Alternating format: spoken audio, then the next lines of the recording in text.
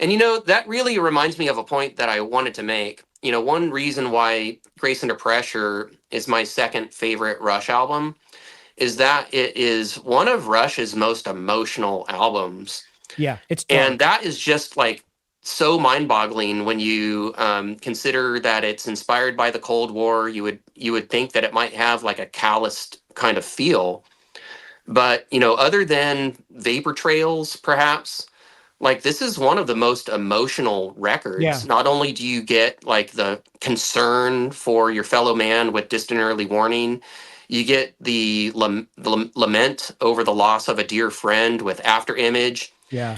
For heaven's sakes, you get an account of Getty's family surviving the concentration camps of Yeah. Nazi Germany Yeah. with Red Sector A and Body Electric. You have Neil going sci-fi, but this cyborg is alive and it's scared out of its wits, and it's just trying to make sense of its existence, like all of us are. Like all of us. Exactly. Yeah. And Kid Gloves, doesn't really let up emotionally all that much, and then Between the Wheels, oh my god, man, that for ages has been one of my favorite Rush songs. Even Yeah. back when Grace Under Pressure sounded a bit anemic, the songwriting still came through with those super duper dissonant, keyboard riffs.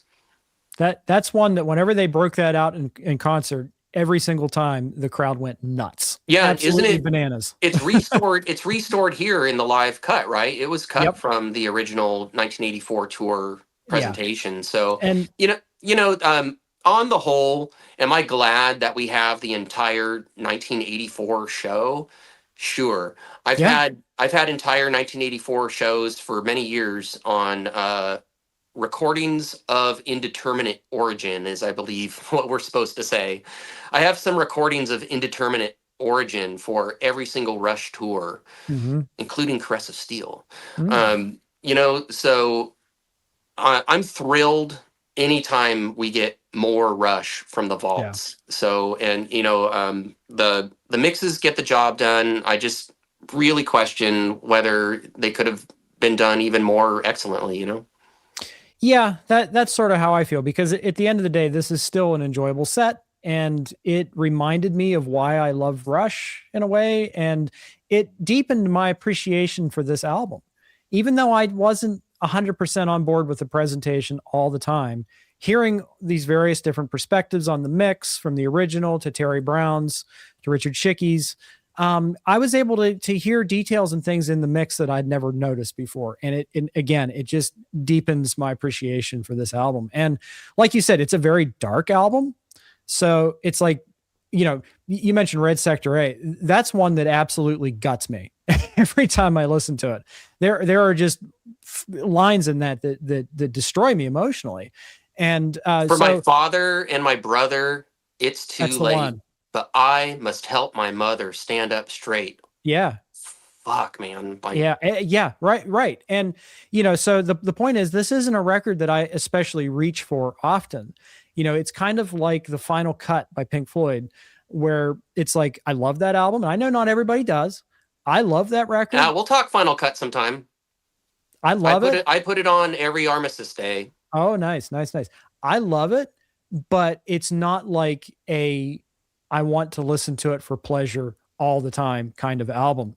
And it's the same with Grace Under Pressure. It doesn't have it lacks the fun spirit of a lot of other Rush records, like say Moving Pictures. I mean, aside from a song like Red Lenses, which is I feel is kind of playful. It is. But for the most part, this album is very weighty topic wise. So it was nice to get a chance to look at it more closely because I have to admit I do avoid it in a way.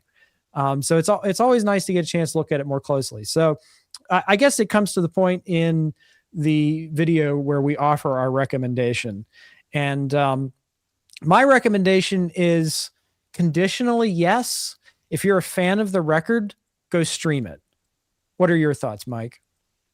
So the box set apparently is not selling very well. Mm, So if you do want to own it physically, I would wait for the inevitable crash in pricing.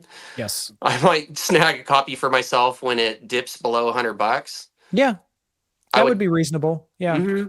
Yeah, I'd really love to be able to access the Blu-ray whenever I wish instead of borrowing from a friend. As far as the the digital version is concerned, you can at least watch the show in stereo with commercials on YouTube because Rush put it up on their official account. Yeah. And then as far as the material that's available, like from Apple Music, from Spotify, it's well worth checking out. Even the Terry Brown remixes, as much as, I found them disappointing personally, like I still am grateful that I had a chance to listen to them. Yeah. There's some stuff that pops out and grabs your attention that never did. And I'm always going to appreciate that with Rush. Again, I consider it, more of like a science experiment than Yeah. something that I will really return to and keep in rotation. Now that Sean McGee remaster is another thing entirely. That in stereo, in my opinion, is the way to experience Grace Under Pressure. And like Yeah. you said, it's mastered very gently, and it's mastered with an appropriate amount of bass, given what was there in the mixdown. And Richard Chicky's Atmos mix is available streaming if your AVR is up for that. And so what you're really missing is the 5.1 if that's how you roll.